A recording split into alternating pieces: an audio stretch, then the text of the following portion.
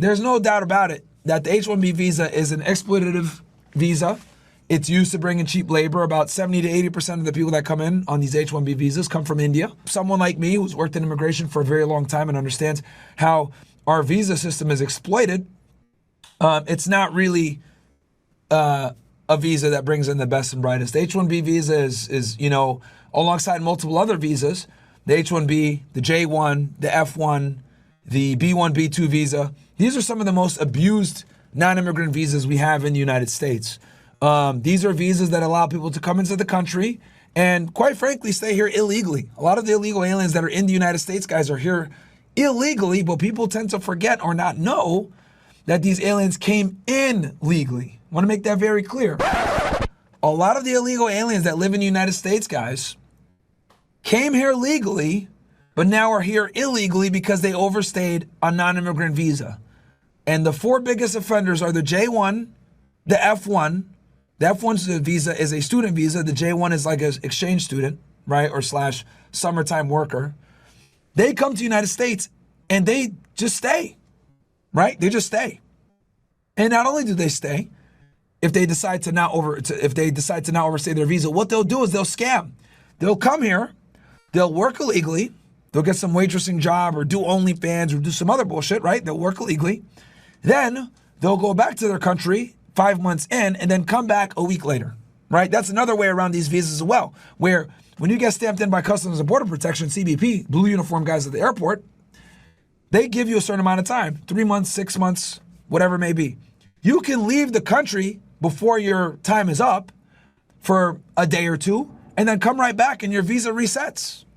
Because the visa itself, a lot of the times gets approved for 2, 3, 4, sometimes up to 10 years. So how you utilize it doesn't really matter as much as as long as the visa is good and you stay for your prolonged periods of times that Customs approves you to come in, you can go and come as you please. So it's common where a Canadian will come in, work illegally, go back to their country before the time is up, or go to Mexico or go to Turks and Caicos, right? They take a trip with all that fucking money they made in the United States illegally. Then they come back and they continue business as usual, right? With no issue. The other thing also, and I guess I'm going to have to be the one to say this. Dalton touched on it a little bit. But I'm going to go a little bit deeper. Now, here's the reality, guys. The other problem with immigration, right, is that when you bring too many people in from these countries, what ends up happening is they import their culture, right? And I know I'm about to offend some people in here with what I'm going to say, but I don't give a fuck. I'm just going to say it. We don't want third world fucking culture dominating the United States. This is coming from a guy that fucking came from Sudan, Muslim country, war torn, etc. I should be the biggest pro-immigration fucking person in here. But I've seen the effects of what happens when you bring in people with a different culture to your country. If any of you guys have ever been to Southwest border, it's not America. It's fucking Mexico. All right? It's literally Mexico. And if you guys want to see what's going to happen to this country if we just allow more mass immigration, go to Laredo, Texas. Go to McAllen, Texas. Go to San Antonio even. Hell, San Antonio is basically fucking Mexico, right? I like it. Don't get it twisted. I love Mexican culture. I like hanging out in San Antonio, right? Mexican girls aren't as hot as Colombian girls, but that's a whole other conversation. But the point I'm trying to make is this. When you bring in too many people, too many foreigners, what ends up happening is our culture gets diluted, okay? If you're an American patriot, you're an American nationalist, then you should want American ideals. And the problem when these people come in is they bring their ideals, right? I am not ashamed to admit that Sharia law and Islam simply don't coincide with democracy and first world countries and liberty. Just doesn't, right? Sharia law just doesn't blend with it. So if you're going to come here, right, and come from a Muslim country, whatever it may be, you need to assimilate. Now, luckily for me, my parents, they came here, they assimilated, they learned the language immediately. They understood that this is the United States of America, not Sudan. And when my dad did come here, one of the things he prided himself on, I tell this story, but I'll say it one more time because I know there's probably people here that don't know who the fuck I am. But when he came here, he said, look, I never took $1 from welfare. I never fucking scammed nobody. I worked an honest job as a cab driver, busted my ass. I got robbed by a bunch of fucking idiots from Brooklyn, right? Watermelon words, if you guys catch my drift. You are going to become a fucking somebody. I did not bust my ass and not fucking take welfare and not and drive a fucking cab with a cast after being robbed so you could be a fuck up. And that always stuck with me. It always stuck with me. And then the other thing that he always told me was, you're not like these other fucking shithole families from Egypt and from other people from Sudan or from Algeria, whatever, these other people that come in here and scam the system. And it wasn't until I became an adult and I realized how immigration works that I said, oh shit. For every one family that comes in and has their shit together and works really hard, there's like 10 that don't. And then not only that, they come and they bring their culture here, and sometimes that culture and in abundance isn't good, right? It's one thing if there's one Mexican restaurant on the block, that's great. We can all go to that one Mexican restaurant. But then if there's 10, well, guess what? Are we still America? And this is the uncomfortable conversation that people don't really want to have when it comes to immigration, because we want to be able to say this bullshit line of, we're a melting pot. You know what? I'm here to say it. It's not a fucking melting pot. This country was founded by white Christian niggas, man. All right? Protestants. That's what it was founded by. All right? Let's just deal with what the fuck it is. And the other thing I also want to say for everybody before you go ahead and sit there and say, well, Myron, you're a seller. Aren't you black? Aren't you Arab?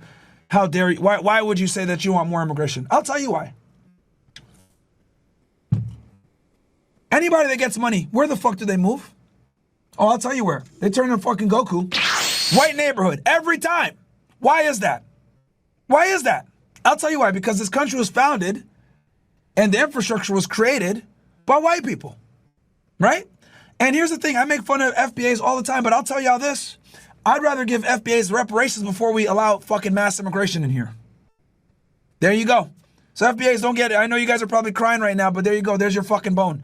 I'd rather give you dickheads money than bring in more illegal immigrants or bring in more foreign workers. Because at least you guys are American citizens and have some semblance of giving a shit about this country, right? So with that said, mass immigration is bad. And if you guys don't believe me, go to the United Kingdom, go to Canada, go to Italy, go to France. Crime-ridden, destroyed by third world invaders that come in and bring their fucked up culture. Because the reality is this: when we bring in these refugees, they're not the best. They're typically criminals, people that couldn't make it in their own country, and then they come and fuck our shit up. And that's what I'm trying to say with these H-1Bs. They're not the best. We have better here. We have better here. So that's the uncomfortable truth that no one really wants to say when it comes to immigration, why it's a problem, because we lose our country when we do that. We need Americans here that have American ideals, right? That speak the English language, that give a shit about this country. I pledge allegiance to one flag, the United States of America. They carry one passport, right? And they have a vested interest in this country being the best, not their country being the best, because they come here, take our education, take our money, take our jobs, and then they go and send that fucking money back to their country. Fuck that shit. We need people that are all in here. And that's the ugly truth that no one wants to actually talk about. We don't want third world culture over here. Fuck that. Anybody up next?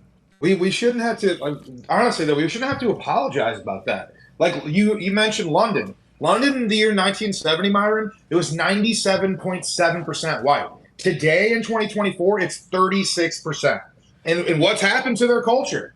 Now on the corner, it's not fish and chips, you're getting falafel. Now it's not going to the church, it's going to the mosque. Like, it changes fundamentally how the cities that have lasted for millennia are. And it's not right. Cultural preservation is something that matters. When you go to France, you don't want to go to, Nigeria.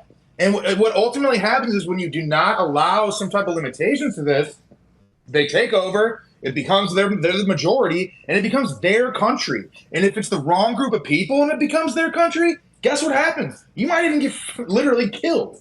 Because some people in some cultures are completely incongruent with Western society. And it's not about, that we're hateful against these people, but we can't allow the largest companies and the largest international businessmen to be running the government and allowing it to, operate as a corporation. Because, yes, we need the country to be economically prosperous, but we also need to maintain, our cultural norms and our normal traditions. Like, we want to get, a hot dog and an apple pie at a baseball game. We don't want to go to, a cricket match with falafel or whatever else. So it matters, and it's not hateful. People got to stand up for themselves. Like, a lot of white people, apathetic dudes sitting there playing fucking Xbox, You need to stand up and actually start talking about some of these things. Way too many people won't talk about it. It's okay. Like, it's okay if you're a white guy and it's okay to say, hey, like, I don't hate you, but I also am going to advocate for my own people. Every other fucking culture does it. They have a chess club. They have a study club. They have places they can do in school, different organizations. Like, I'm not saying to start some white group, but at least start to at least stand up for yourself when you're getting shit on. Yeah, and that's like the ugly truth about immigration that like a lot of the people don't want to admit, but that's really what it is. We got to preserve the culture. And I'll be honest with you, I prefer a mostly white America. That's when we thrive the most. Let's be honest. When America was at its strongest, at its peak in the 40s, 50s, and 60s, it was white dominated. Sorry, that's the truth, man. And look, I wish I could say, yo, it was Arab dominated, motherfucker. We're all Sudanese. We built this bitch. But we didn't, right? And it takes a great amount of discipline, non-emotional bias, and critical thinking skills to realize the truth, even though it might not be favorable to me, right? So people might sit there and say, well, Myron, you're just a white bootlicker, blah, blah, blah. Well, motherfucker, you live in the United States, which was literally created and cultivated and made the powerhouse it is by white people, bro. Like, I don't know what to tell you. These companies have it set up where the recruiters, the guys like you that are out there looking really hard for American talent, you guys can't even find them because the companies are not incentivized to hire them. So they put guys in front of you that are going to be better for the bottom line. Like, we got a guy right now in this chat. Like, what are the chances? We got a guy that's highly qualified, literally a Ivy League school graduate in cybersecurity, and he can't find a job.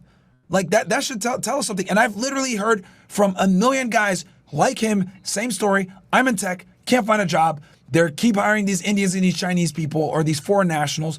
And dude, it's a problem. Yeah, maybe I can, this is the right segue I can jump in here. I've been in tech for more than 20 years, and I come from that shithole called India. And I can tell you, what the Indians bring with them here is what we call bias in hiring, caste, racism, which is the truth today is not being talked about enough. I can give you an example of a company I worked in Bellevue, and I don't want to name the company. It's not an American company, thankfully, but it's one of the biggest names in tech worldwide. I joined that company, and when I enter the company, I see suddenly like 90% of the engineers are Indians, and that kind of blew up my mind. Like, why 90%? I'm kind of, maybe I'm understating the number. And then when I kind of started working there, I realized over a period of 6 months that out of that 90%, maybe 70 to 75% were one particular caste in India called Tamil Brahmins. And then I started talking to these Tamil Brahmins. They said, what's going on, dude, here? And they opened up after a particular period of time and said, hey, when the resume comes, the first thing I look for is that an Indian resume? And the second thing I look for is that a Tamil Brahmin or not? That's how the hiring works. You guys have no clue. There is this total bias in hiring which is going on, which I have been witnessing. The Indians pick up the resume of an Indian, and then within that, they also pick up their own caste, their own ethnicity, blah, blah, blah, and whatnot. So put that aside. I think there was a lot of talk about, that this is about cheap labor, that Elon Musk and all these guys are they want cheap labor. I don't think so. It is just about cheap labor. I think there's something more.